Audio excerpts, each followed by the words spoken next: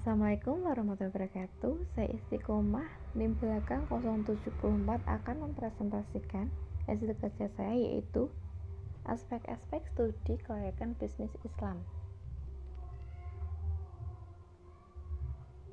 Pendahuluan yang pertama yaitu adanya pengaruh positif terhadap pertumbuhan penduduk dalam pembangunan ekonomi, di mana adanya kondisi dan kemajuan penduduk sangat erat terkait dengan tumbuh dan berkembangnya usaha ekonomi. Penduduk di satu pihak dapat menjadi pelaku atau sumber daya bagi faktor produksi. Pada sisi lain, dapat menjadi sasaran atau konsumen bagi produk yang dihasilkan. Dalam tingkat daya beli masyarakat bisa naik dikarenakan dalam usaha kopi Rumi menyajikan pesan antar dalam pembelian minuman kopi dan makanan melalui GoFood atau yang lainnya. Badan usaha milik perorangan yaitu usaha yang sepenuhnya dimiliki oleh seseorang individu atau tunggal.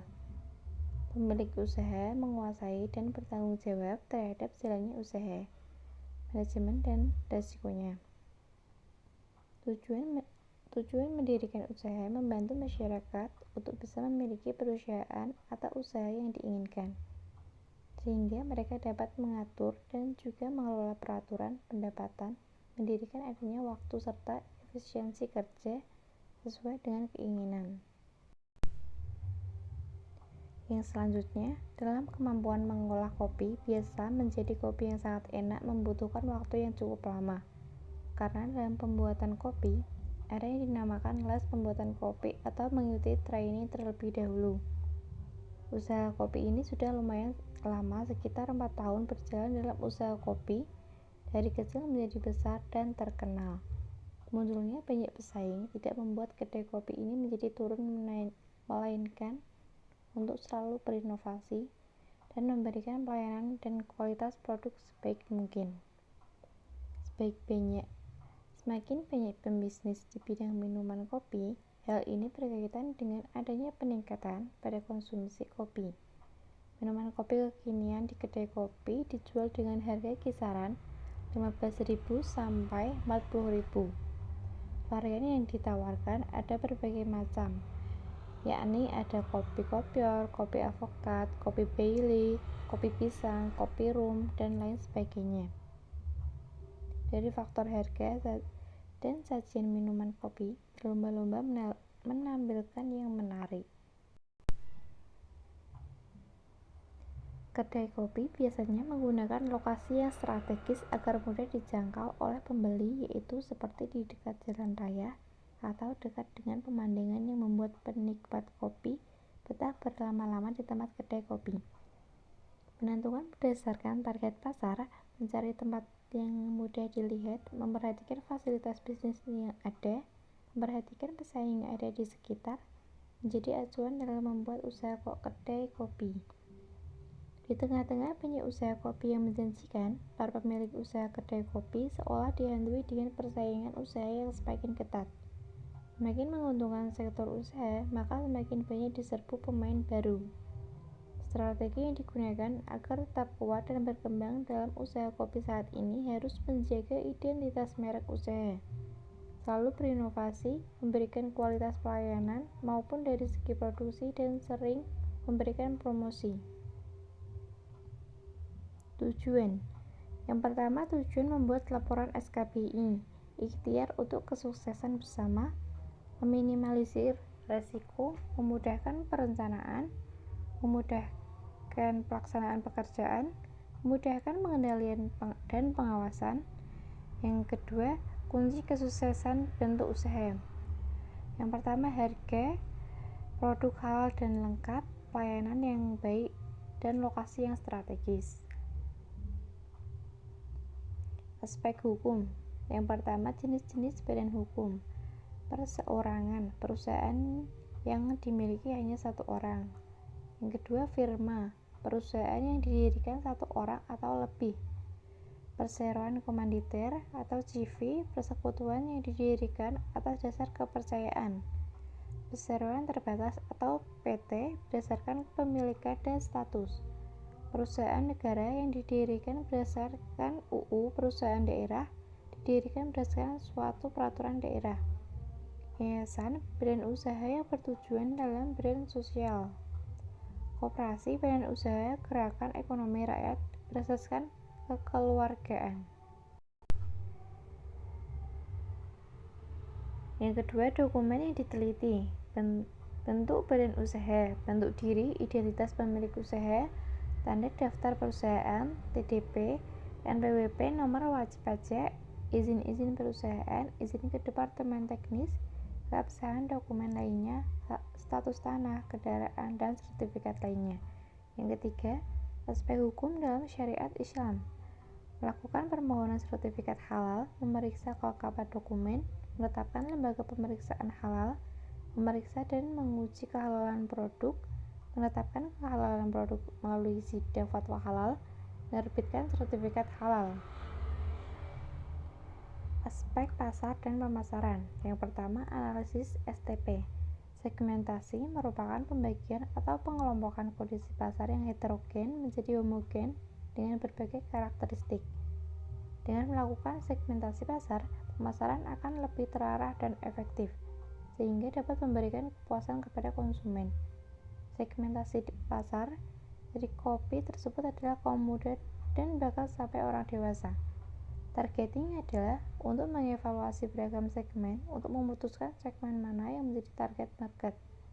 Target dalam pembelian kopi yaitu kaum remaja, pekerjaan kantoran, dan mahasiswa menjadi salah satu target market potensial untuk mengembangkan bisnis kopi. Positioning adalah bagaimana sebuah produk di mata konsumen yang membedakannya dengan produk pesaing. Dengan upaya identifikasi pengembangan dan komunikasi keunggulan yang bersifat khas serta competitive advantage. Yang kedua, analisis minat konsumen. Kopi merupakan salah satu jenis minuman yang dicintai oleh sebagian besar umat manusia dan memang sudah menjadi bagian dari gaya hidup. Minuman berwarna pekat ini sangat mudah ditemukan, mulai dari warung pinggir jalan, kafe, sampai restoran mewah maupun hotel berbintang menyediakan minuman kopi dengan variasi jenis dan harga yang berbeda. Saat ini tidak sulit bagi kita untuk mencari kedai kopi di desa maupun daerah kota Salatiga. Permintaan terhadap suatu produk kopi dipengaruhi adanya selera konsumen terhadap produk kopi.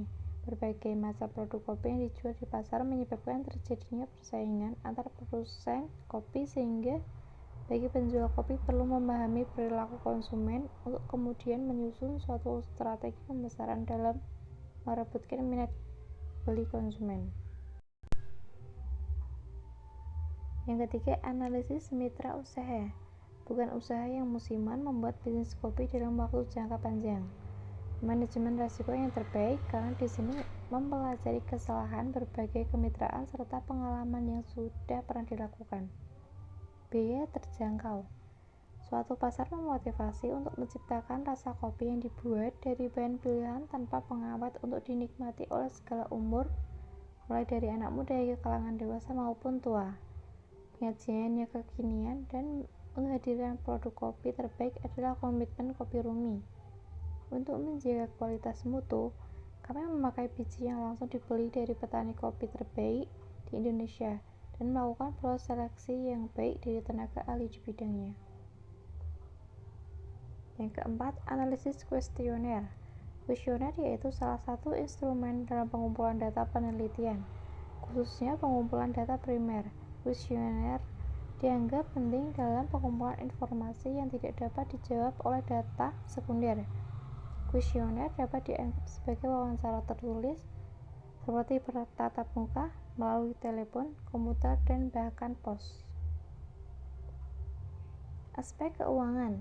Sumber dana untuk mendanai segala kebutuhan atau sebagai modal Kopi Rumi berasal dari milik pribadi dan dari anggota keluarga yang ingin menanamkan modalnya, di mana persentase besaran yang akan dihasilkan dan modal yang disetorkan tergantung dari kesepakatan pemilik dan anggota keluarga. Biaya kebutuhan investasi. Yang pertama, pra-investasi. Yang kedua, fixed cost. Yang ketiga, variable cost. Yang ketiga, variabel keuangan. ROI, BEP, cash flow analysis, KVN, yaitu contoh dari pra-investasi. Contoh dari fixed cost. Contoh dari variable cost, membuat latte dengan mesin espresso, menggiling kopi, menyiapkan susu. Untuk segelas latte diperlukan sekitar 170 ml susu full cream. Panaskan susu dengan cara di steam, seperti dikukus, tetapi alatnya berbentuk tongkat. Tuangkan susu secukupnya ke tempat logam pakai termometer. Untuk mengukur suhu, susu panaskan dengan uap sehingga susunya 65-70 derajat. Menakar kopi ke latte, tiap shot 30 ml espresso mengandung kadar kopi tertentu. Biasanya latte memakai 2 shot espresso. Tiap shot espresso mengandung 18-21 gram bubuk kopi.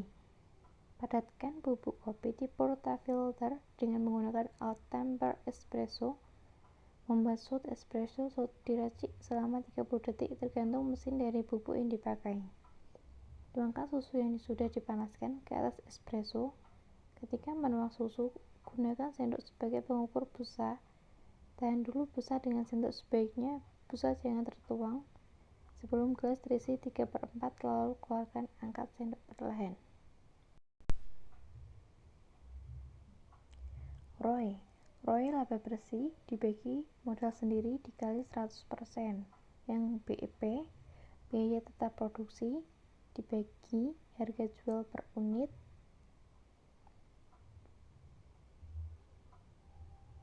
Contoh dari cash flow. Contoh dari analisis GVN. Aspek teknis atau operasi. Yang pertama, teknologi sangat membantu. Tanpa adanya penjualan online, maka akan sangat redup penjualan kopi. Teknologi yang mulai dikembangkan yaitu menggunakan media online seperti GrabFood, GoFood. Yang kedua, tata letak.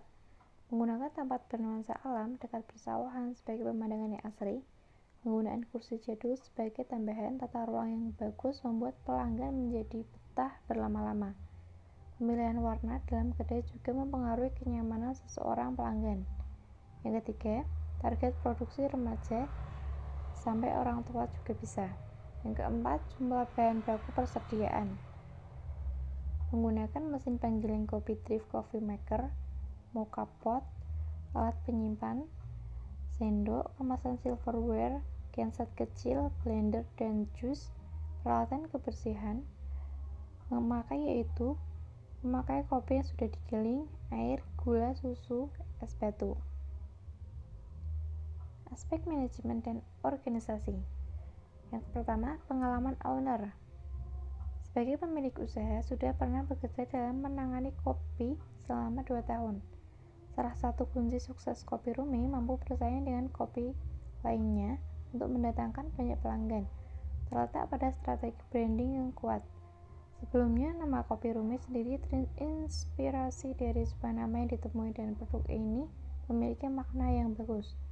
Ide membangun bisnis kopi muncul berdasarkan pengalaman sebagai peminum kopi. Dari mengicipi berbagai macam kopi, akhirnya bisa membuka kedai Kopi Rumi. Sebab hal terpenting dari minuman kopi adalah bukanlah fasilitas, melainkan kualitas minuman itu sendiri. Berawal dari modal hasil sendiri dan modal pinjaman terkumpul sebesar 150 juta, akhirnya mencoba membuka gerai pertama Kopi Rumi berlokasi di daerah Bendungan Gedangan, Kecamatan Tuntang, Kabupaten Semarang, Jalan Muncul Salatiga. Tenaga kerja dan gaji. Yang ketiga, job orientation. Berpakaian rapi, datang lebih awal, membawa identitas diri, membawa alat tulis jika diperlukan, sosialisasi peraturan kerja. Yang keempat, job specification. Kasir yaitu harus jujur, ramah, teliti, sabar, detail, dan cekatan. Pelayanan yaitu harus ramah, rajin, menyusun dan merapikan barang, sabar, dan mampu bekerja secara tim. Yaitu manajer harus berjiwa pemimpin, tegas dan disiplin, sabar, dan mampu mengawasi kinerja karyawan. Cleaning service harus rajin, disiplin, dan bertanggung jawab. Satpam harus berani, tangguh, dan sehat jasmani dan rohani. Aspek ekonomi dan sosial. Yang pertama, pertumbuhan ekonomi. Kopi merupakan salah satu komoditas hasil perkebunan yang mempunyai peran penting dalam kegiatan perekonomian di Indonesia, karena merupakan komoditas perkebunan ketiga terbesar setelah sawit dan karet, dengan persentase kontribusi terhadap PDB perkebunan sebesar 16,15%, dengan lebih kurang sebanyak 7,8 juta jiwa yang menggantungkan hidupnya dari perkebunan kopi. Indonesia juga merupakan produsen kopi terbesar keempat di dunia setelah Brazil, Vietnam, dan Kolombia. Yang kedua, pertumbuhan penduduk.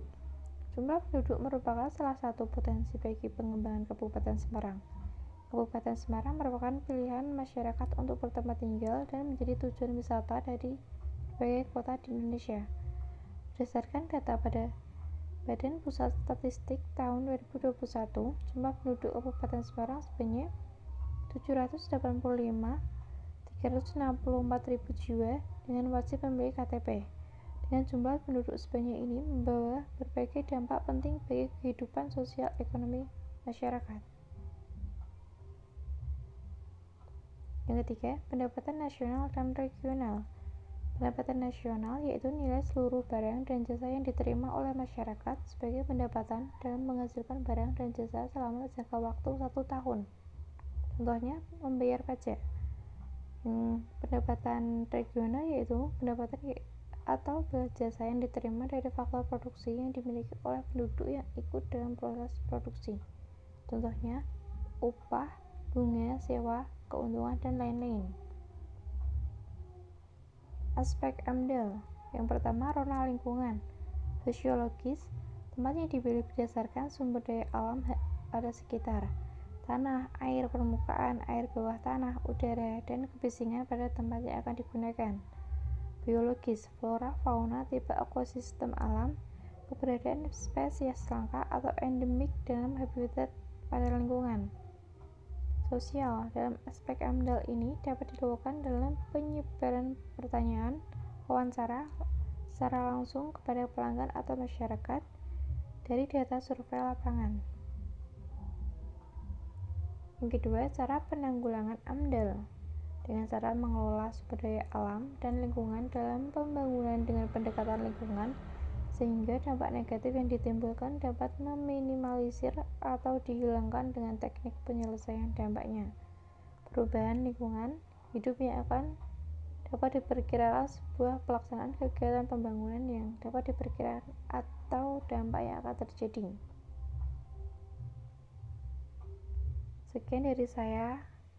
Waalaikumsalam warahmatullahi wabarakatuh. Terima kasih.